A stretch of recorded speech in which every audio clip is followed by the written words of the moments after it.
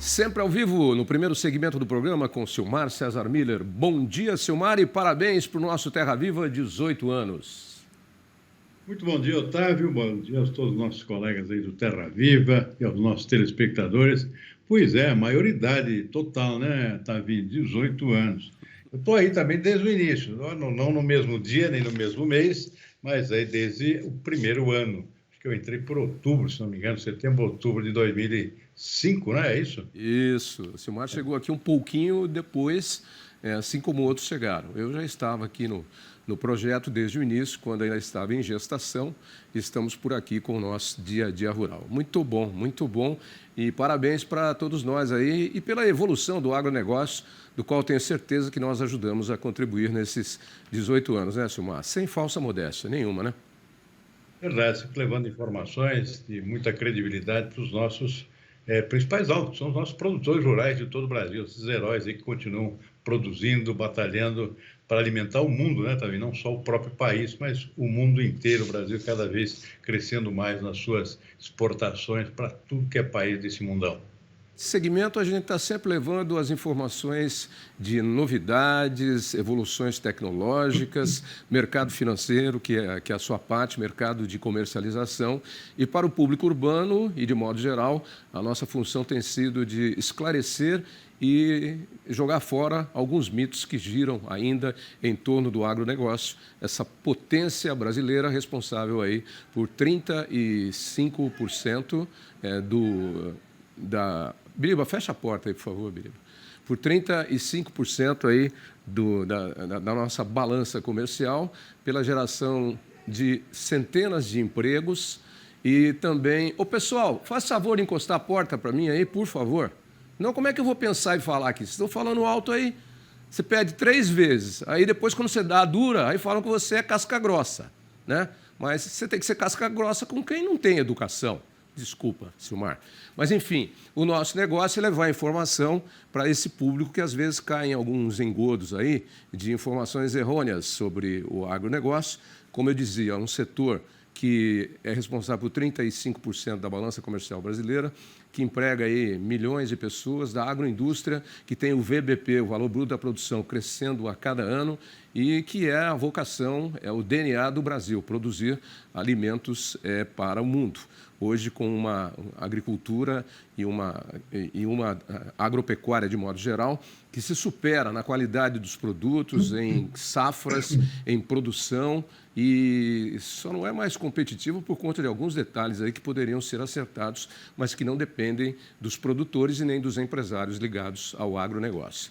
Mas estamos indo bem, somos uma potência, o Brasil, e nós, Terra Viva, estamos aqui juntos carregando esta bandeira. Portanto, parabéns para todos nós. É o que podemos fazer. E hoje à noite vamos comemorar, hein, Silmar? Vamos lá. Bom, vamos trabalhar. Afinal de contas, hein, Silmar, não é todo dia que a gente consegue fazer 18 anos de novo, né? Normalmente você faz uma vez na vida, nós estamos fazendo 2 vezes. Fala para mim, mercado financeiro, commodities agrícolas, como é que caminham hoje? Tavinho, uma notícia não muito boa aqui para os nossos produtores, porque os preços voltaram a cair de forma muito acentuada desde ontem. Hoje isso se repete. Houve todo um ensaio de altas aqui por conta de preocupações com seca nos Estados Unidos, mas hoje é um dia de jogar um pouco de água fria nesse mercado que começou a aquecer no início da semana, porque tem notícia de que o tempo nos Estados Unidos não é tão ruim quanto parecia. Tem previsões aqui de temperaturas mais amenas, chuvas mais ou menos regulares. Tem muita especulação também, está vindo nesse tipo de mercado. O mercado de clima gera muita especulação também, mas surgiram alguns mapas hoje do Departamento de Agricultura dos Estados Unidos, apontando que a situação não é tão ruim quanto parecia no início da semana. E aí os preços voltaram a cair de forma acentuada, no caso dos grãos, acabando com um pouco da nossa alegria aqui do produtor brasileiro, que estava vendo aqui uma oportunidade nova de melhorar o preço, que está muito ruim aqui no nosso mercado interno. Soja caindo agora na Bolsa de Chicago 2,3%, o milho cai mais 3,3%, e o trigo também 1,3%. São 3 produtos que chegaram a dar uma alavancada nos preços no início da semana, tivemos fortes altas, isso já desde o final da semana passada. Infelizmente, essa semana nova está terminando aqui no sentido oposto.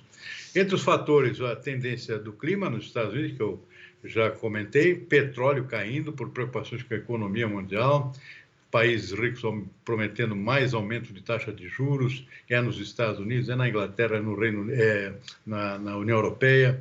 Tudo isso dá uma travada na perspectiva de crescimento da economia global. O petróleo caindo muito, também está influenciando o comportamento das commodities agrícolas. O petróleo está caindo agora 1,5% para $73 o barril do tipo Brent, que é aquele que é referência para o nosso aqui da Petrobras também.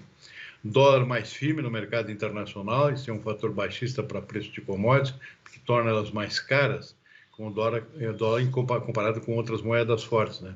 Ou seja, um conjunto de vários fatores. Bolsas de valores estão caindo também na Europa, nos Estados Unidos, por conta dessas preocupações com a economia global. Enfim, uma sexta-feira de não boas notícias aqui, infelizmente, para os nossos produtores.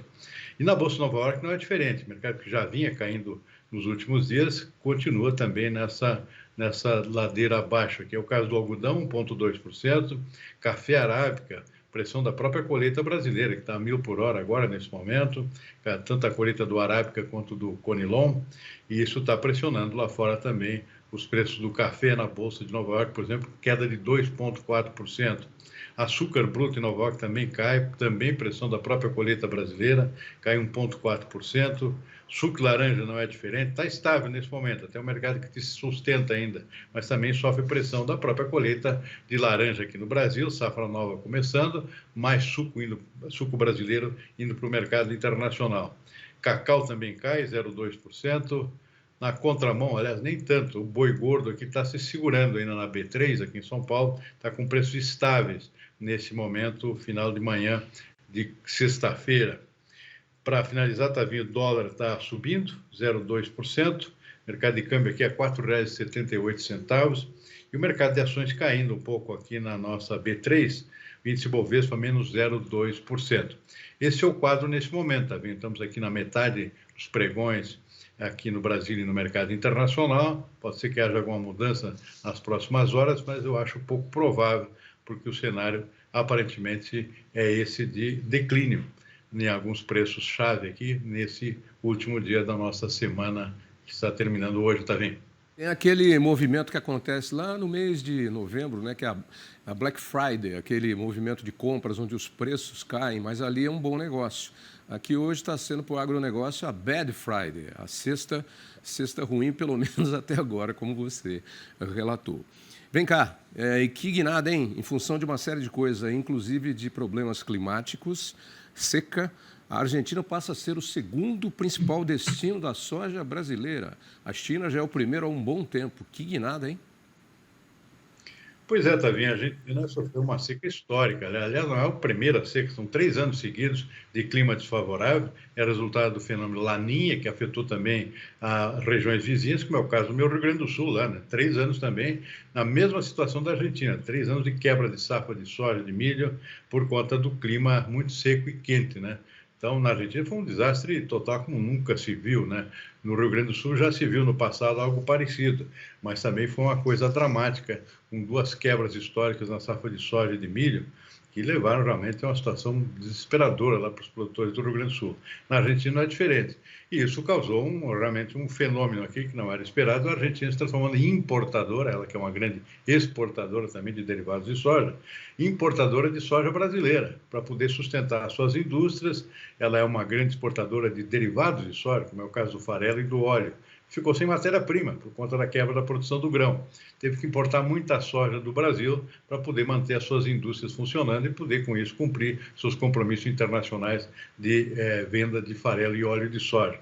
Então, realmente, um fenômeno que é raríssimo de acontecer, mas foi o que aconteceu nesse ano, já o segundo consecutivo aqui de quebra da safra da Argentina, comprando soja aqui, sendo obrigado a comprar soja brasileira, ela que é uma grande exportadora também, nossa concorrente.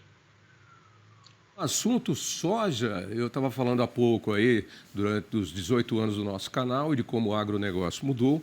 A soja acaba se tornando aí responsável por 22% do aumento do produto interno bruto do Brasil nesse ano de 2023. Sabe lá o que é isso, Gilmar? Quase um quarto do PIB, a soja. Tem duas leituras, né, nesse estudo feito aí pela FGV. Um parece que tem um contexto, um conteúdo relativamente ruim, ou seja, demonstra uma certa concentração. Eu diria que não é nada disso. Eu até discordo frontalmente desse viés aqui apontado pelo estudo, ou pelo menos a interpretação do estudo, porque a soja, na verdade, divide a sua, claro, forte presença, o produto mais importante do agro brasileiro, tem uma presença muito forte no PIB agrícola e no PIB do país, mas está dividindo muito essa presença marcante com outros produtos que cresceram também bastante nos últimos anos. Eu cito aqui o caso do algodão, que cresceu na própria esteira da soja, em regiões onde não existia algodão, como é o caso do centro-oeste, do oeste baiano, algumas décadas atrás, e principalmente do milho, né? Hoje nós temos 3 safras de milho por ano, que só existem na segunda safra por exemplo, porque a soja foi na frente, uma abertura pioneira da soja em novas regiões agrícolas e trouxe com ela também a possibilidade de plantio de soja como segunda safra. Você colhe a soja e depois ainda planta milho, e hoje a segunda safra é a maior safra brasileira de milho, que antigamente só existia na safra de verão, basicamente no sul e sudeste do país. Hoje nós temos milho de segunda safra espalhado em todo o país, até no Pará, hoje, que é um grande produtor de milho também, com presença marcante nessa segunda safra que não para de crescer. Então, existe muita diversificação na agricultura brasileira que precisa ser bem divulgada. Parece que o Brasil é só soja, não é nada disso. É o maior produtor mundial, o maior exportador de soja hoje, mas também se transformando nos maiores exportadores de milho, de algodão, assim como já foi no passado e continua ainda sendo, no café, no açúcar e tantos outros produtos, sem contar ainda a própria pecuária, né, Tavinho? Líder em exportações de carne bovina, de frango, de carne suína. O Brasil é um universo que não tem paralelo em nenhum outro país. Os Estados Unidos, que é uma potência agrícola também, assim como a Europa, por exemplo, não tem segunda safra lá, né? Você tem trigo de inverno e é só, né? O Brasil tem safra o ano inteiro, de vários tipos de produtos, né? O feijão chega a ter safras por ano. Então, é um país muito mais diversificado, não tem o que não se possa plantar, e colher e criar aqui no Brasil. É que em outros países isso não existe, tá vendo? Então é bom a gente quantificar a diversidade da agricultura brasileira, e esse estudo dá a impressão aqui que parece que nós somos só soja, né, também. Então isso dá uma distorção, especialmente para o público urbano.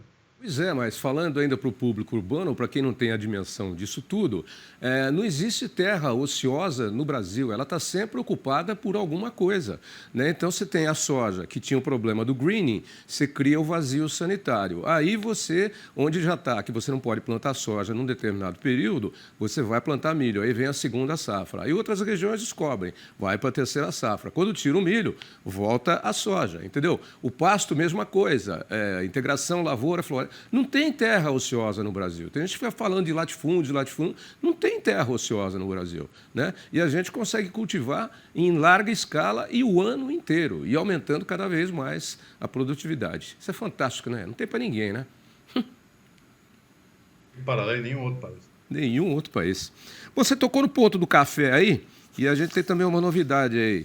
Café do Brasil e do Vietnã sustentam a produção global de 2023-24, segundo o Departamento de Agricultura dos Estados Unidos, o USDA. Aqui está falando do nosso Conilon também, porque o do Vietnã é o Conilon, né? O nosso Conilon também melhorou muito de qualidade. Sem dúvida nenhuma também. Bom, essa é uma primeira previsão do Departamento de Agricultura dos Estados Unidos para a próxima safra, né? A próxima temporada. A atual, por exemplo, nós estamos com uma produção menor em termos globais, por conta de quebra na produção do Vietnã, produtor de Conilon, ou seja, o café que é cultivado aqui no Brasil, predominantemente na região sudeste, aqui com o Espírito Santo como nosso principal produtor. Nós tivemos quebra da safra do Vietnã, parte da Indonésia também, que também produz esse tipo de café, e aqui no Espírito Santo também tivemos quebra na safra dessa última temporada. O que o USDA está divulgando hoje é uma previsão para a próxima. Aí a previsão é de uma recuperação da produção, tanto do Arábica quanto do café Conilon, que é o Robusta, né? Então, previsão de retomada, inclusive, da produção do Vietnã e também do próprio Brasil, depois da quebra da safra desse ano. E isso remete a uma tendência aqui de uma produção global de 174,3 milhões de sacas de café, contra 170 milhões na última temporada. Isso significa maior café indo para o mercado, maior quantidade de café indo para o mercado internacional e, consequentemente, aqui uma pressão sobre os preços. Eu citei no início do meu comentário que o café está despencando hoje no mercado internacional. E uma das razões é exatamente essa, ou seja, perspectiva de retomada do crescimento da produção dos dois tipos de café depois de um ano que nós tivemos cotações bastante elevadas por conta de quebra de safra, tanto no Brasil, na safra do ano passado de Arábia, quanto na safra desse ano aqui do nosso Conilon, cultivado predominantemente no Espírito Santo. Então, há uma mudança de perfil e aí, realmente, o produtor brasileiro muito preocupado com a tendência de preço para essa nova temporada. E já começou a aparecer essa consequência, preços mais baixos, infelizmente.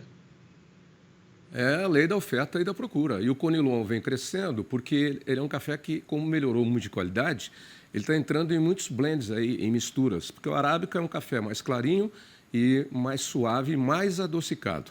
O Conilon é um café mais escuro, né, e um pouco mais amargo.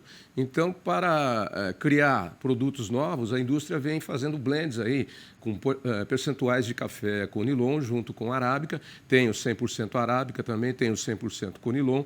O Conilon é muito usado também na indústria do café solúvel, mas isso se deve ao crescimento e ao preço, porque ele a saca do Conilon tinha uma defasagem muito grande do Arábica antigamente. Hoje, com a melhora de qualidade e a procura, justamente por esse novo mercado, ele é um café valorizado, o que estimula a produção. Você citou aí no Sudeste, Espírito Santo, mas não só aqui. Hoje você já tem Conilon lá em Roraima, né? Tem em outras áreas do Brasil também, na Bahia, e com excelente qualidade. É um mercado que vai crescendo e vai mudando, e o produtor vai atrás dele.